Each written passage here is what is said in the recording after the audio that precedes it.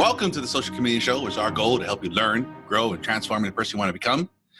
Today, we're talking about understanding credit, types of credit, and using credit to your advantage. Listen, I know it's a tough road. It's complicating and it's confusing. And today, Ransom's going to walk us through credit from his perspective as a real estate professional. He's got many years of experience helping people get mortgages and these types of things. Before we get going, I just want to, little disclaimer. Ransom is a real estate professional and speaks as someone who has a general knowledge of the subject. I am in no capacity able to give any real intellectual addition to this. I'm here to learn just like you guys and help facilitate this. I'm excited to learn more, and I hope you guys are gonna be excited too. And as always, don't do dumb shit. Okay, this is a guide. There's tools here to help you build and establish credit. And don't use this stuff recklessly. It's very easy to have this house of cards come tumbling down on you and get buried in this and have to start all over again. And that's when it gets hard. We're going to start this off with the rules of how credit works. The first thing we're going to get into is types of credit. Ransom, can you walk us through types of credit? Yeah. And then I just kind of want to add on to a little bit to the disclaimer, just like anything else in life, things can be used as tools to help you, or they can be used as weapons of destruction. If you're here watching this to kind of learn the tricks and trades to improve your credit so you can go out and use it irresponsibly or whatever, I would encourage you not to do that. This is more along the lines of base of just trying to either establish credit, or if you have credit, how to build it and get it higher.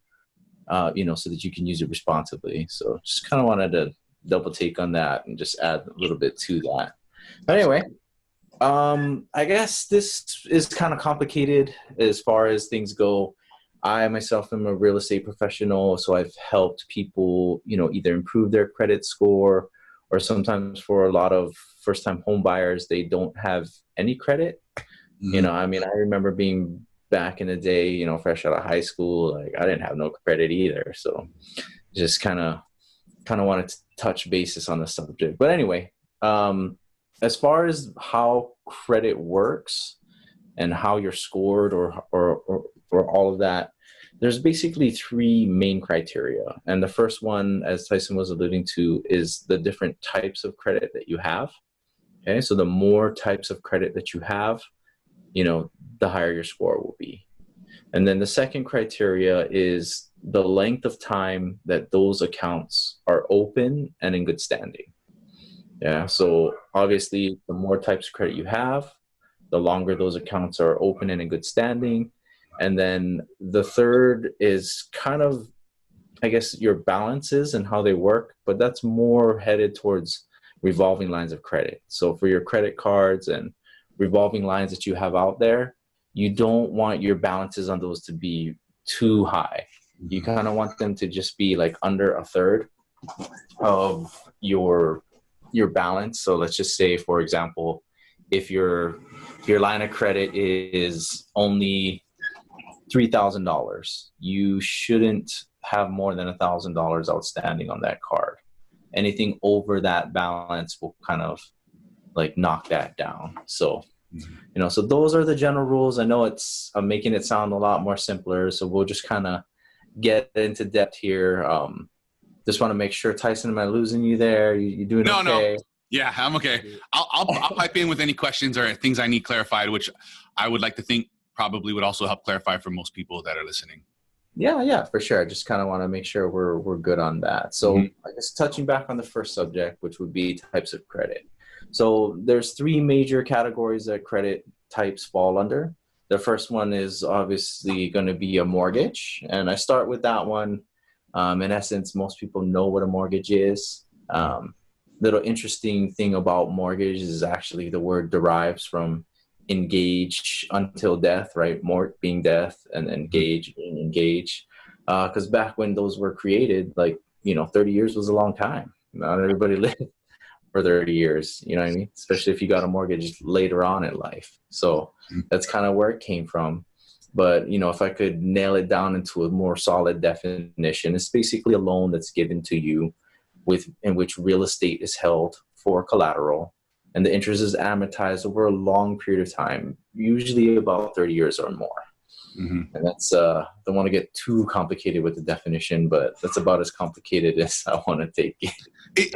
I want to say I've heard of mortgages even longer than 30 years now. Is that true?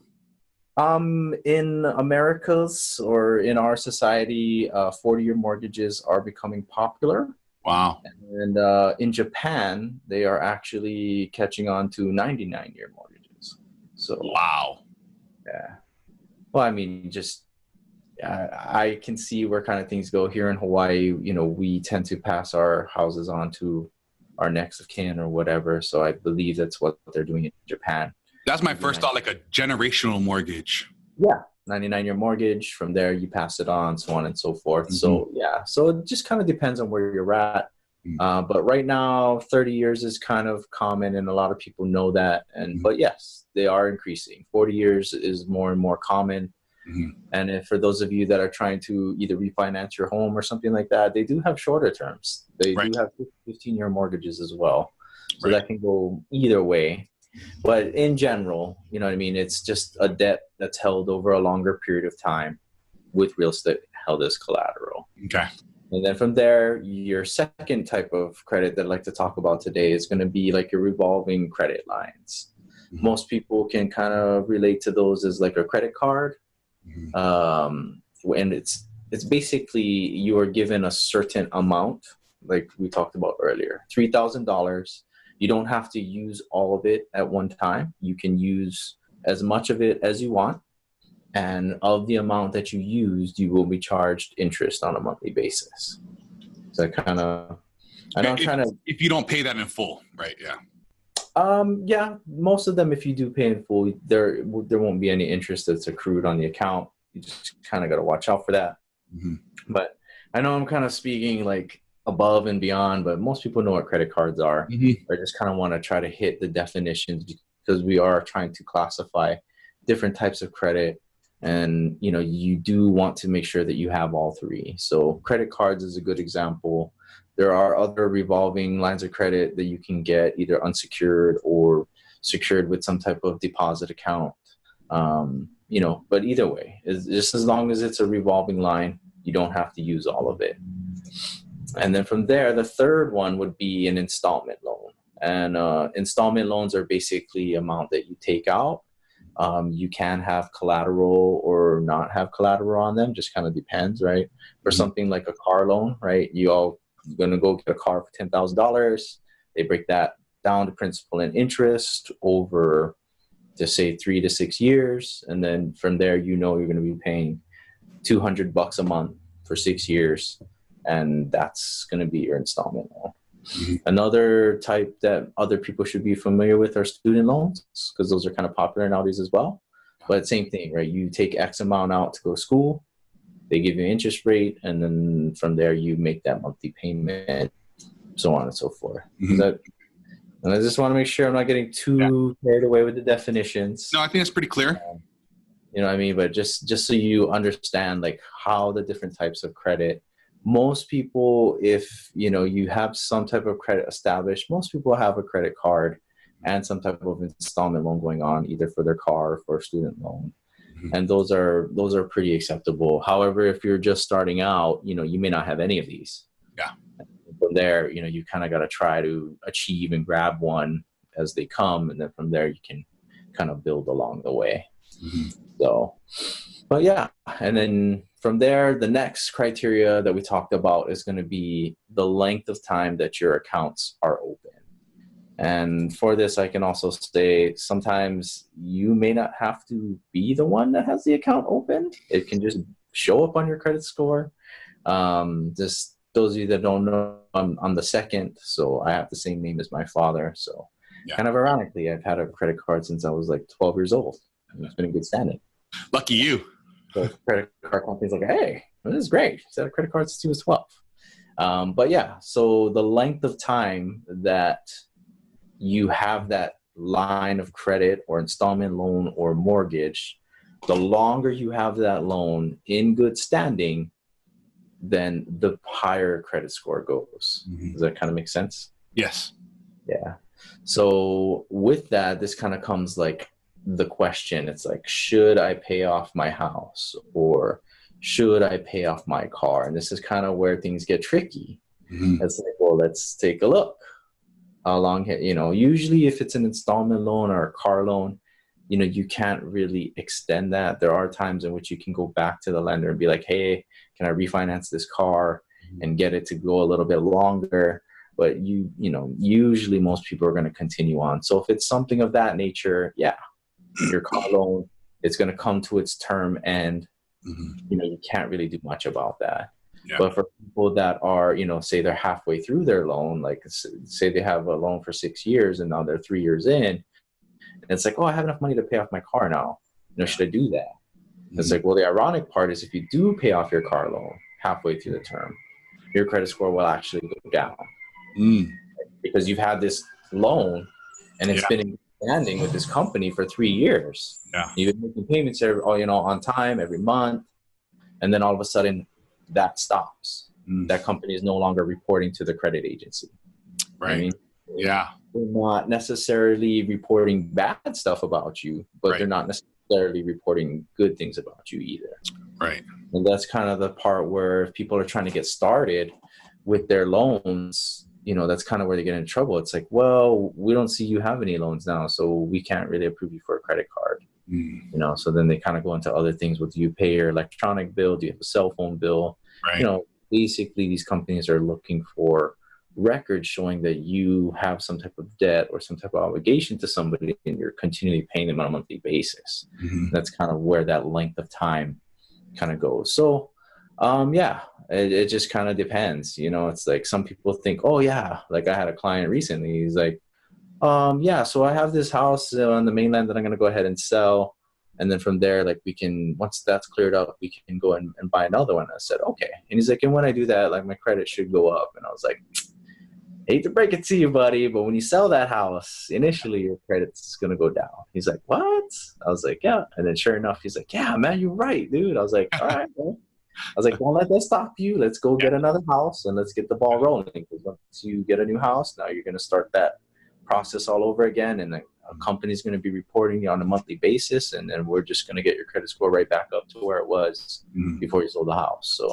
So with something like that, like a car loan that comes to term, or you're selling your house like that, what does that look like? You're going to get a short-term dip, and then you're going to bounce back to where you were, or get a little higher. That just depends. I mean, credit agencies, they monitor this stuff on a monthly basis. So yeah, if you sell your house and you buy another one, like within a few months, then yeah, we can bring you back up to, where you were at. But let's just say you sell the house and you're at retirement, you don't want to buy another house. You're like, oh, my 30 years is over. I've paid everything. I'm good. I'm not going to buy another house. I'm set. I don't have to pay another mortgage for the rest of my life. Yeah. On those things, every month that you don't pay, you know what I mean? And every month that you don't get something new, your credit card will slowly go down. But as long as you have the other accounts, right? Let's just say you have a credit card and you have an installment loan out there, those two will help keep you afloat.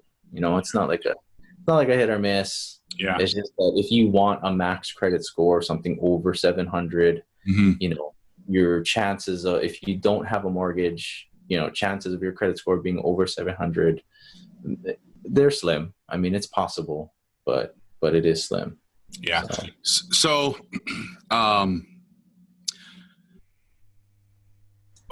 dang, I forgot what I was going to say. It's complicated, but I mean, going on the other side, if you do pay off your car loan and you don't take out some other type of installment loan, again, that's going to affect your credit because now you don't have an installment loan. Yeah.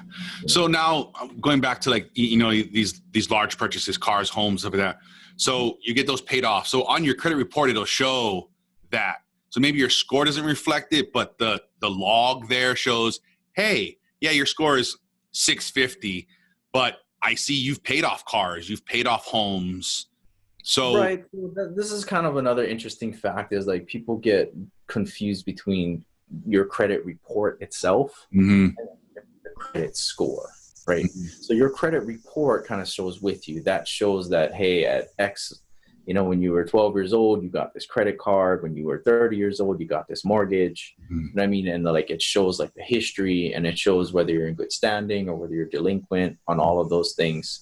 And then you have your credit score, mm-hmm. right? And then your credit score is like going to be 550, 660, 720, something of that nature. So your credit score can be good, right? Let's just say you have a 660 credit score. Mm-hmm. But when you go to apply for a loan, they kind of look and they say, hey, your credit score looks good, but on your credit report, mm-hmm. we show that you haven't made your car payment in 2 months. Oh. You want to kind of explain that. You want to explain that to me and see what's going on. Mm-hmm. And then that's kind of when, they can make the decision. It's like, oh, well, I got downsized or I got injured at work, you know what I mean? And I'm just waiting for my workman's comp to come in or my Aflac insurance to come in, and I'm going to pay that back. Right. And they're like, okay. So when your insurance money comes in, whatever, you pay that back. Oh, now your credit score is going to go back, and they can explain things like that. Mm-hmm. So just kind of be aware that there's two different criterias, right? One is your credit score itself, and the other will be your credit report, which holds all the items, that we're talking about here, your installment loans, your mortgages, revolving credit lines, so on and so forth. Okay. Yeah, no, it's complicated. It's when we were talking about me doing this show, I was like, I can, but like, it's so complex. Like, I want to try to keep it as simple, but I want to try to get in depth. So hopefully we can keep a good balance of that.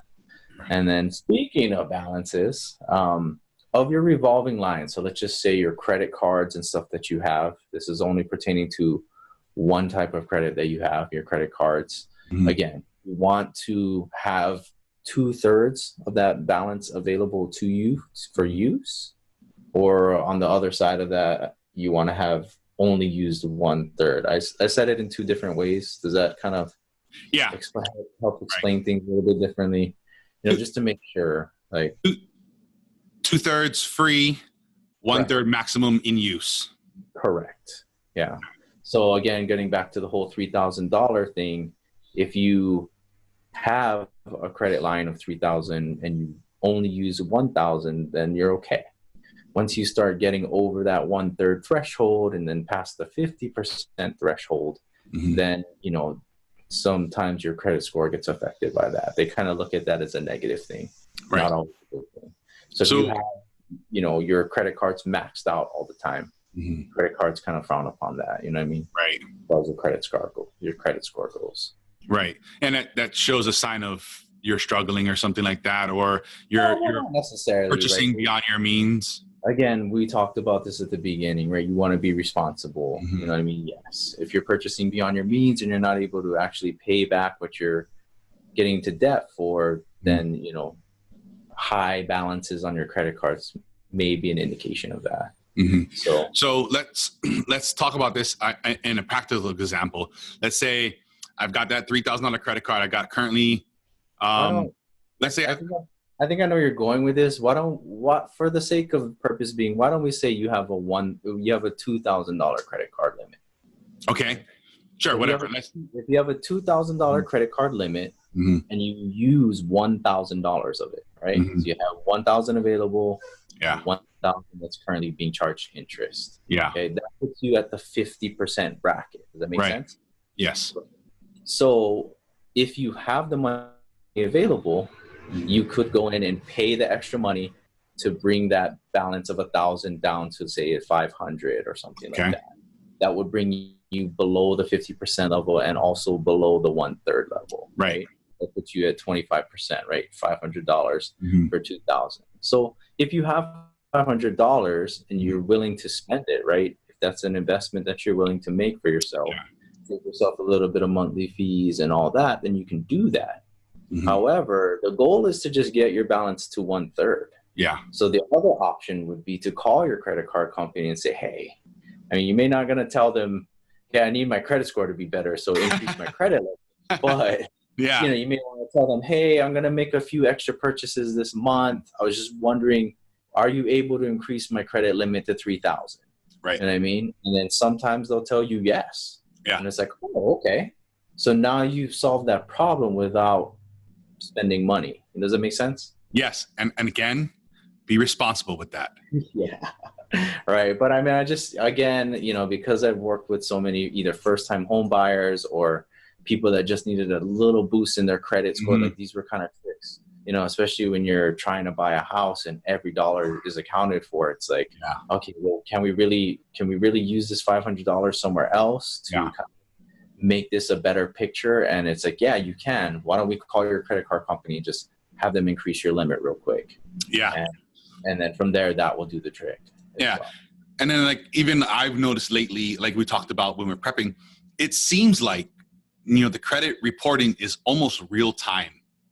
Nowadays it is. They have all of those, I'm not a big fan of those guys that want to monitor your credit and then give you some type of insurance or identity theft protection. I mean, granted, monitoring your credit is always a good thing for sure. And if you want to pay a premium to have them do it, then that's fine.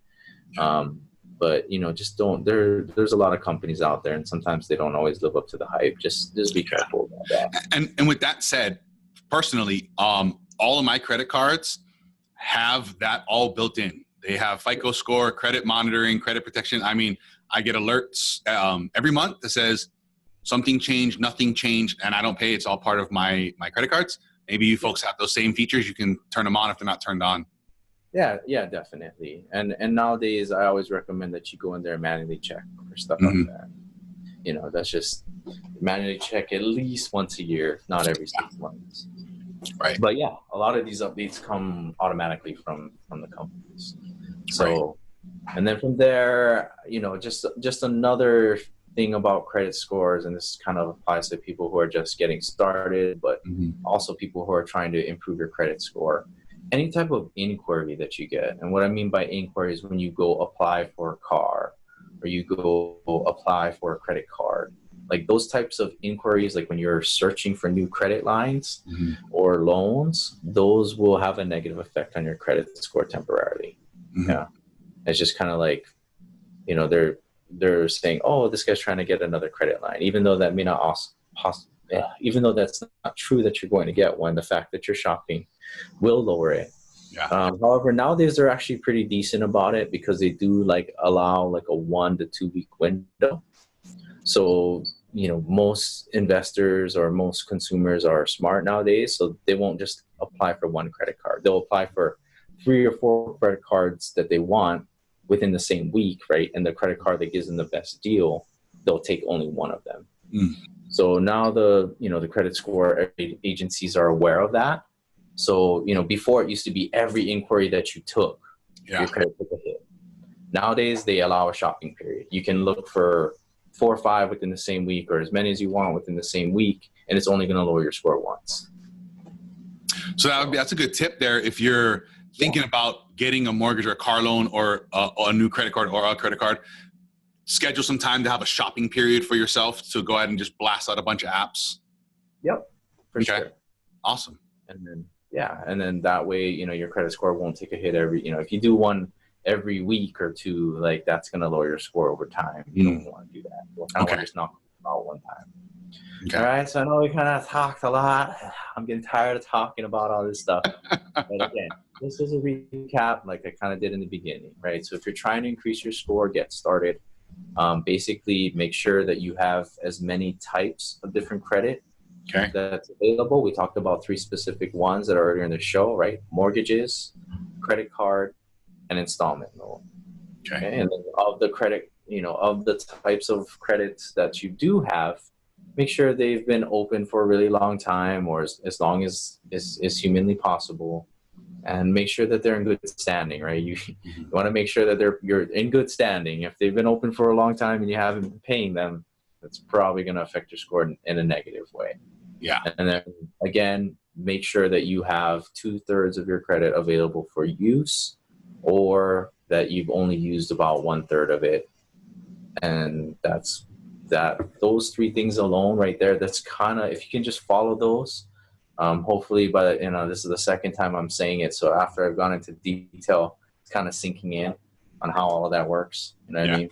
Yes. So it's a little bit more complicated than that. I don't know how their exact algorithm is. So if you're trying to contact us and be like, hey, I applied for this loan, like how much is my credit score going to go down by? It's like, I can't calculate exact numbers. Again, these are just general principles, general rules that, if you follow them in the right way, it should increase your credit score. And with that, I would like to offer something I am aware of. On my Capital One credit card, there is in the credit monitoring area, there's a credit simulator where you can go in there and you can put in, I'm going to get a mortgage, I'm going to get a loan, I'm going to pay off something, and it'll predict based on these things, I'm going to cancel that credit card I've had for 15 years. What's going to happen to your score? I don't know how many other companies have, but with my Capital One, that's something that's for free, and it'll predict with whatever they use. I'm not sure how accurate those guys are either, but they're probably a lot, if they've been in the game for a while, they can kind of dictate what's going to go on. But if you're interested, that's at least something that's reliable, and I would think they would want to give you the best information available to them to help you get credit with them so they can make money for you, from you. So yeah, definitely. Those are, nowadays we live in an information age, man. So the internet is in your pocket. So those kinds of things should be automatic and or almost instantaneous for a lot of people. And if your card doesn't offer that, again, the length of time that you've had that card counts. So maybe don't go out and cancel that card if you're not happy with them. Maybe just kind of like keep it on the side. Yeah. Throw it in the freezer or something. And what I've heard of people doing in that instance where they, your first card you got that really just, there's no perks, there's no nothing, there's no reason for it. I've heard people like, you take an annual bill you have and you have it come off of that card. So there's always an activity once a year that hits that card and keeps it active. That's something I've heard of as an idea. Yeah, exactly. I mean, it just, you got to decide and hopefully your credit card company has something in which you can be like, hey, if I cancel this card, how's it going to affect my score? And if ultimately, if you have to break terms with the credit card, I mean, do so. It's your life. But, and it's not the end of the world either if you do. Yeah. These are just suggestions to help you improve your score over a long time. So, where do we get started? If you're new to credit, if you've got bad credit, or you're looking to do where do we get started? Okay, well, yeah, that's one thing I definitely do help people out with is getting started. So if you are just getting started, I would definitely say check your mail. There are a lot of credit card companies that just will blanket and do a lot of spam advertising through mail. And nowadays, surprisingly, even email too. Just kind of be careful about which one. Just make sure that it's a legit accredited source and it's not some kind of phishing thing that's out there by email. Standard mail is a little bit more safe these days as far as it goes. According to my spam inbox, I'm rich as hell. Yeah, I know, right? You want all these things. But yeah, so credit cards getting started. There are sometimes if you go to the bank that you banked with for a long time, they'll give you one. I, for one, kind of like the Costco card because a lot of people are Costco members. And that card, basically has the annual fee for your Costco membership. So technically it's a $50 annual fee. Right. But what you're paying anyway if you shop at Costco. Yeah.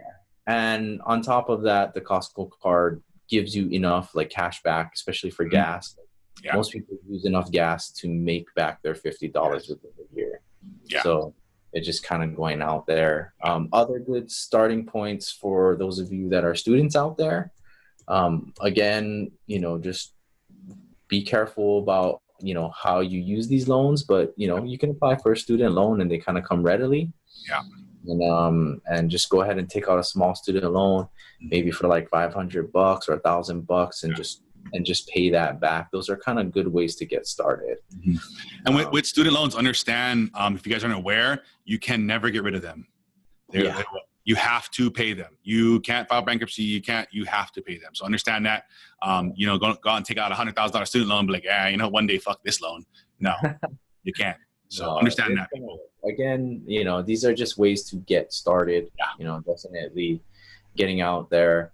But for the credit cards that you do find, again, you might want to make a list and apply for all of them within the same week. That way, beggars can't be choosers at this point, especially if you have no credit at all. Sometimes having no credit is worse than having bad credit. Right. Yeah. For those of you that have bad credit, you're like, oh, I'll never get a credit card because, don't be shocked, because you might find a company out there that will give you a credit card. Yeah. And it's just mostly for people that have no credit at all. I once had a couple come to me and, the wife always used credit, but the husband always used cash. They were like in their mid 30s. Guys never used a credit card his entire life. Like, they had a really hard time, like, trying to get him to establish credit. If you're in that situation, they do have what's called secured lines of credit. And basically what you do is go to your financial institution and give them $500, right? They'll take that $500 and deposit it into like a savings account of some type. And then from there, it's like you give them the $500 that they're going to loan to you. It's kind of weird, but that's exactly what's happening. So, you deposit a certain amount and they will give you a line of credit for that amount, and they'll use your hard-earned cash as collateral for your loan. Yeah. And that's what, so go ahead. Yeah. If you absolutely can't get anything, to me, that's like the last line of defense. And that's what, I don't know, was I 30, 31, 32. I hadn't had any, I had no credit cards. I had no loans of any time. And I had a hard time. I was like, I should start thinking about this now. So that's what I had. I shopped around. I spent, a couple weeks shopping around and nobody would give me a shot. So that's what I had to do. I put $1,000 in, and then they gave me that as the line of credit. And I still have the card to this day. I mean, now I can't get rid of it because it's the first card I've had. So, and they still never gave me back my $1,000. They said they would, but they still just haven't. But, and I let a couple of things, like I said earlier, I let a couple of things ping off that card, and every month I just wipe the balance out. And, but that's something I had to do because, like you said, I just, being 30, I don't know, was I 31, maybe 32? Just, that's what I had to do. I threw $1,000 down, and, that sometimes that's what you got to do, guys. So don't be ashamed. Got to get started somewhere. Again, if you're watching this at a younger age, I always recommend starting earlier, but be responsible. And, just remember the first card that you get, beggars can't be choosers, but you do kind of want to pick something that's good for you. I wouldn't worry too much about interest rates, because as your credit gets better, your interest rate will actually go down. And if it doesn't, you can always call them up and be like, hey, when I first started with you 10 years ago, this is a pretty high interest rate. Like, I think my credit's better now. Do I qualify for a better interest rate? And they'll change it like on the spot. Yeah. That's happened. But, annual fees, you can almost never get away from. So just kind of, if you're going to be picky about anything on your first card, be picky about the annual fee. Pick something that's comfortable for you. I definitely recommend something under $100 a year. Those should be pretty easy to find, but base it off your comfort level. If you only want to pay $50 a year, that's great, but just remember, beggars can't be choosers. If the only company that's going to give you a credit card wants $75 a year, you might have to bite that, maybe. And with that, understand there's a lot of perks that come with these credit cards. Use those to try and offset the fee. A lot of times you get extended warranties, you get all kind of other different travel things and discounts and stuff. So try to look for those. Like, well, listen, I'm stuck with a $50 annual fee, but how can I recoup that from something they're offering me, whether it's cash back, whether it's discounts on things. So look into that and try and do that. A lot of them have some type of rewards program with points that you can accumulate. So every time you spend your card, you're going to accumulate points of some kind and or cash back. Right. And sometimes those rewards are really cool. I know one couple that this credit card offered them a reward system that gave them a $25 gift card to their favorite restaurant. And that's just what they do. It's like they take that, it's like, we just go and get free dinner. You know what I mean? Every 6 months or so, we'll get a $25 gift card and we'll go get at our favorite restaurant. So there are other ways that you can offset that annual fee. But again, just look for a reward system or cash back that's going to be comfortable to you.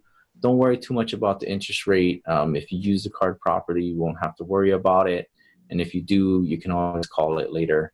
But that annual fee, though, that's the one decision you do have to make. Because if you want to keep this card for a long period of time, 10, 20 years, I mean, it's going to add up over the years. Yeah, and understand, I enjoy cashback. I make thousands of dollars a year on cashback. Money I would have never recouped. If I put down $20, I would have never gotten the dollar back, whatever it is, the cashback rewards. So understand, there's great, my sister likes travel. It's up to you guys. There's lots of things, but take advantage of them. There's a lot of good perks. You know what I mean? Those mileage points, earn 20,000 miles just for signing up. Yep. You know, those can be advantage. And then from there, once you get this credit card, for those of you that are just starting out, the way I recommend using it, again, make sure you don't use more than 1/3 of whatever the balance is, right? And then I definitely recommend it on using it for bills that you pay on a regular basis. So things that you're used to paying, stuff like your cell phone bill or gas. It's like, you know how much gas you spend every month, and like that's a regular thing. You basically just use that credit card as an intermediary. Yeah. Use your credit card to pay for your gas, and then at the end of the month, pay your credit card off in full. Or use it to pay your cell phone bill. Like Jason said, something minuscule, whatever your cell phone bill is. I don't know if it's $100 or $200 a month. Just pay it with your credit card, and then from there, pay your credit card off completely at the end of the billing cycle. And that's what. That way. Oh, go ahead. Go ahead. No, that's what I do personally. Every bill I have that I can have the ability to auto pay on a credit card. I have a credit card that's dedicated to just that. I have all my bills auto paid, and then every month I just pay off that balance. Not only do I not have to ever worry about missing a bill or payment on something, I also get the cash back on those things that I normally be paying. And at the end of the month, I just pay it off, and it's like nothing happened. Yep. And that to me is the best way that you can build credit. And then from there, once you tackle a credit card, then get an installment loan, or if you're a student and you have an easier time getting a student loan versus getting a credit card, go with the student loan process first. And then, one thing at a time. Again, this show is about knowledge. It's about improving yourself just a little bit. You don't have to go gung-ho at the beginning. Just get a small taste of something and get used to it. Then from there, work on your installment loan. And then after your installment loan, work on getting a mortgage. just small steps in progress. I had an idea real quick. Let me run this by you. So let's say I'm 18. I go out and I'm trying to get credit. I can't get any credit cards, but I can get a student loan. So let's say I get a student loan for $5,000. Would you maybe think it's a good idea? I'd say $5,000 is a big much, but well, I'm just throwing something out. So I get a $5,000 student loan. Would it be a good idea to take that $5,000, some of it, whatever it be, if not all of it, and going out and getting a secured credit card and say, here's $1,000, so I can get that kind of credit card thing. With the $5,000 student loan, I'm going to use $1,000 of that, and I'm going to go put this on a secured credit card. So they give me, you know what I'm saying? You kind of double dipping here a little. Is that maybe a good idea of something to do? I'd say for somebody that's never been a student, that actually sounds like a great plan. Yeah. But anyone who's ever been a student knows that you're broke AF when you're a student, and that's just not gonna work. Like you don't even have money to pay for school, let alone all this extra stuff. No, you don't need to double dip. Again, if you are going to take a student loan, be responsible about it. I definitely wouldn't take $5,000. That's a bit much. Maybe $2,000 at the most. Preferably $500 to $1,000 is probably what most students can get away with. You want to take that $1,000 and you want to put it into a savings account or some kind of low yield account. And you're going to use that $1,000 to pay back your student loan every month. Right. And that's what you should do with it, because that way you're only going to pay the interest on the loan. You're going to keep the original principal that you took, and you're going to use that to pay back the loan, and then you're only going to pay the interest on it. And that's basically how it should be done. Once you get comfortable with that, once you build a little bit of credit, then you can get a credit card, whatever the situation works. Again, just be careful with student loans, because you can't get away from them. Even if you file for bankruptcy or whatever the case might be, you still have to pay that back. And on top of that, some of these student loans, they can be amortized over a really long time, say like 20 years. I know it's $2,000 over 20 years, payments $20 a month, but that's for 20 years. Like Right. most students haven't even lived to be 20 yet, like let alone pay a $20 bill for 20 years. Like, just understand that, there's a rhyme and a reason to it, but again, be responsible. And that's basically, if you're going student loan, don't use that as a, that's kind of a fast way to fast track, but most people starting out, let's take one step at a time. I would definitely advise against doing that. But, okay. I mean, if I was 18, I'd just take the $5,000 and go have a good time. But anyway, since we're on the question line here, you got any other questions? Or? Yeah. So we do all these things, and we get going. We're doing the right things. What does this credit score get me? What am I going to get out of this? Where do I lie? Okay, so I mostly know about this from the mortgage standpoint, and I'm sure it works similarly with credit cards and all these other things. But the higher your credit score, up until a certain point, will get you better interest rates. Okay. There are times, in which we talked about earlier, if you don't have a high enough credit score at all, companies won't even give you a loan. Right. Yeah. And there are times when your credit score will be high enough. However, if you're delinquent on recent payments, some companies will look not only at your credit score, they will look at your credit report and they'll say, hey, there's some items on here that are questionable. Can you explain these? So just as a what do I want to say? Just so we can compare apples to apples, I guess, let's talk about mortgages because that's what I'm most comfortable with. Mm-hmm. So in order to get the best interest rate, all right, and especially if you're looking at mortgages in Hawaii for houses that are like, $500,000 up to $700,000, most people look at 1%, like that's not a lot, but 1% of 700,000, that's over 30 years. That's a pretty big chunk of change, So 1% interest can make the difference when you're talking at high amounts. Mm-hmm. So right now, the best range to be in mortgage wise is about 740. Most mortgage companies, if your score is over 720, mm-hmm. you can qualify for the best interest rates and best terms on the loan that are out there. And then from there, we're looking at the next range down from that would probably be about the 680 to 660 range. Mm-hmm. So if you're between 680 and 660, you'll get a decent interest rate. You'll get decent terms. Mm-hmm. Not as good as if you were at the 740 level, but you know what I mean? Like you'll get decent terms between 680 to 640. And then anything below that, you're probably looking at not the greatest interest rate, not the greatest terms. And, some companies may or may not even, afford you anything. It just kind of depends. And then another thing to look at is we do also have 3 credit reporting agencies, mm-hmm. right? I forget their name. I shouldn't. TransUnion, Equifax, and Experian. Those are the 3. Yeah. So of those 3 in the mortgage world, we take all 3 scores and we choose the one dead in the middle. Okay. And that's kind of how that works. If you're applying for a credit card, that particular credit card may only look at Experian scores, or they may only look at TransUnion scores, whatever that company's policy is, that's how it works. I'm most familiar with mortgages. They take the middle score. Okay. Whenever you apply for a middle, they get all of your scores and they take the middle score, and that's what they use to give you your terms. Okay.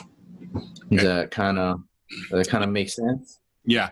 And then with that, what's the difference between, my score versus the quality of what's on my report? Is that do those play a difference? They play into each other? Where should I be focusing?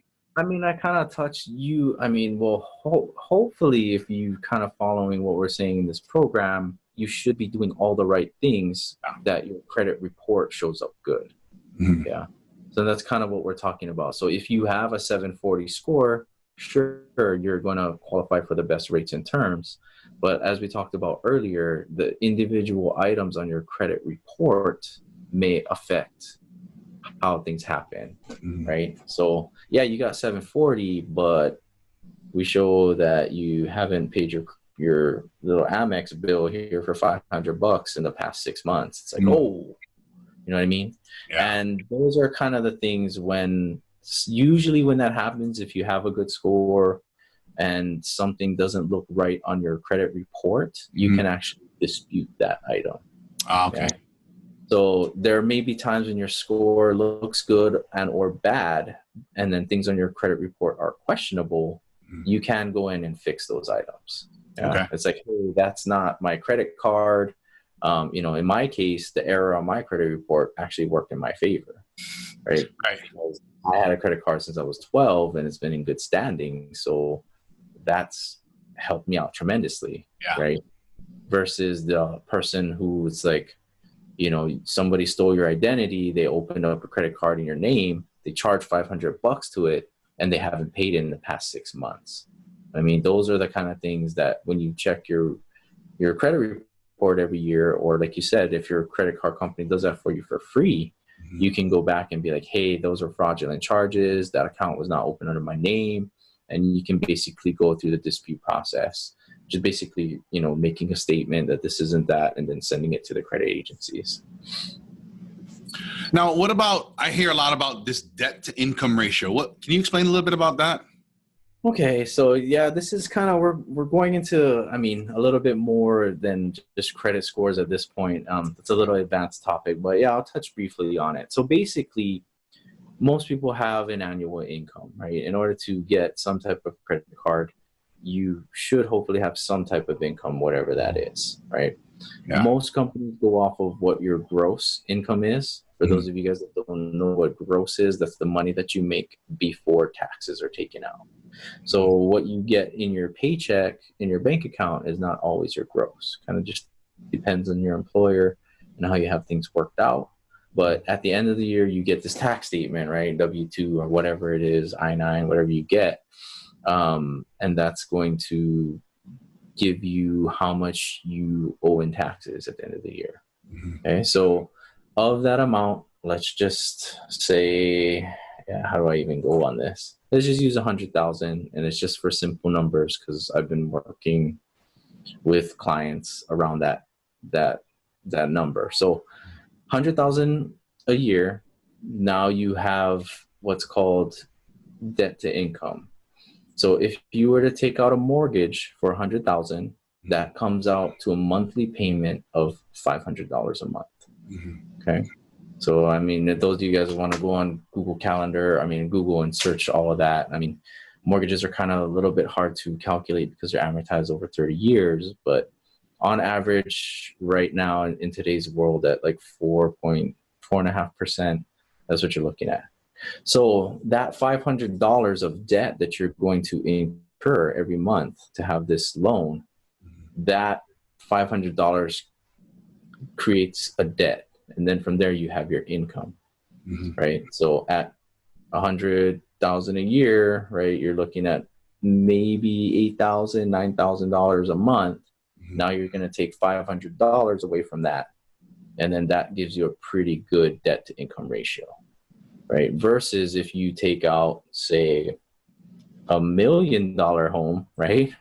And now instead of paying $500 a month, you're paying $5,000 a month, right? Now you got $9,000 of income, and then you got $5,000 worth of debt obligations. That ratio looks really bad because that's more than 50% of your income. Is that where you want to stay at 50%? In the mortgage world, you basically want that ratio to be actually less than, or you want it to be around 40%. 40%. Okay. Less than 50. 40% is kind of ideal. Most lenders can work with that. Yeah, but that's more along the mortgage terms. You kind of don't really worry about that when you're doing credit cards and installment loans. Right.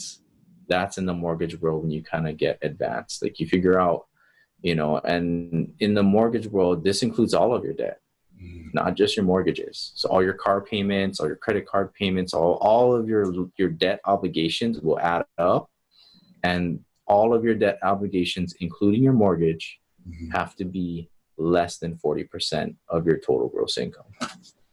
Sorry, that part, for those of you that are just trying to get started, like, don't worry about that. Just kind of delete that part, come back to it later. That's like advanced stuff. But yeah, it's definitely that you did talk about it, because I'm sure there are some people who are well in the credit game that are kind of looking into that number as well. Yeah. Does that kind of help you with that debt to income ratio? Is that I wasn't very familiar with it. I'm not, like I said, I'm not an expert in this. I don't know a lot. I know how to spend it. You know how to spend it. I guess, man. All right, cool. I'm just joking, but yes. What other questions you got here? And I guess the last thing I heard of before was getting like your kids or somebody, maybe a spouse or something like that, a relative, like putting them as an authorized user on your credit card that hopefully is in good standing so you don't mess them up, and using that to help them build the credit. Okay. On this one, you got to be careful. I mean, just kind of, this is kind of where semantics get caught up. Mm-hmm. Sometimes the term authorized user and then an authorized account holder for credit worthiness, mm-hmm. The companies are not going to say it in those exact terms, but I guess maybe we'll just say there's two types of authorized users, ones that are affected by credit and ones that aren't. Okay, so let's just say you want to add me as an authorized user on your credit card. You can do that. You basically just say, hey, you know what? This is my credit line. I want Ransom to have this card. Get it to him tomorrow, and he can spend whatever he wants. Thanks, Tyson. You're welcome. Okay, but that doesn't necessarily mean that I share in the responsibility of paying that debt back. Okay. So in order for you to truly benefit from this, like the person that you're adding onto your account, right, mm-hmm. not only has to be an authorized user of your credit card, but they should be an account holder who is responsible for the debt obligation. Okay. Yeah. So, in some cases it works because they can actually add the person on, mm-hmm. and in some cases it can't. Okay. And I guess if I can explain it in the mortgage world, if you and I want to get a mortgage together, mm-hmm. then the bank would have to look at how much income we generate, right? So that our debt to income ratio is good. Mm-hmm. But the bank would also look at, or that financial institution would also look at your credit worthiness. Your credit score's got to be good enough. My credit score's got to be good enough. And both of our credit reports have to be legitimate. Okay. And then from there, we can go in together on a mortgage. Okay. So if you're truly going to add this person on as an account holder, it shouldn't just be a form that only you sign. Okay. This new account holder should be filling out their social security number and all their income, mm-hmm. and all of that kind of stuff, so that this company is going to do a background check on that person, check their credit, right? Get an inquiry. Yeah. And then from there, add them on, as a true account holder, not just a authorized user per se. Okay, that's great. Go ahead. No, I was like, I've seen this work the other way too. It's like, if I'm going to go out and I'm going to try to apply for a car loan, mm-hmm. right? And like, I don't qualify, but if I get you to jump in on the car loan, we can qualify together. Right. You know what I mean? So there's times when that's the case too. It's like you go to apply for this loan and you can't get it by yourself. Yeah. And now you need a co-borrower, right, to sign with you. In that co-borrower situation, yes, that's going to affect, but usually the co-borrower is like the person you're looking for has better credit than you, right? And they're going to be, I'm going to take you under my wing kind of thing. You know what I mean? So It doesn't always come from the top down. I mean, it doesn't always come from the top down where the person with a good credit score says, hey, I want you on I want to give you good credit. Sometimes it works the other way, where the person who has no credit needs somebody of credit worthiness to go in on so that they can get started in the game. You know what I mean? Yeah, I do. That's just, I was able to use that, for lack of a better term, trick to help me when I was starting to establish credit. I jumped on with my wife, and I kind of piggybacked off of her credit a little bit, and it gave me a nice little boost. But I think what the difference was, I had a fiduciary responsibility to the debt I incurred from that card. Yeah, exactly. So, but that's something I did. I didn't realize being able to spend the money versus being able to spend the money and be responsible for it. I didn't realize there was a difference. Yeah, there are two differences. So the part where you're just able to spend the money, that doesn't help your credit at all. It doesn't. Like my corporate credit card, I could give you one. You're not responsible for it. I am. Exactly. Okay. Yeah. So just kind of just be worried about that. Sometimes you're doing that thinking that it's going to improve somebody's credit, and then it ends up not happening. So just be careful and do research. Okay. Yeah. And then I'm out. That's all the questions I have. Is there anything else you'd like to touch on?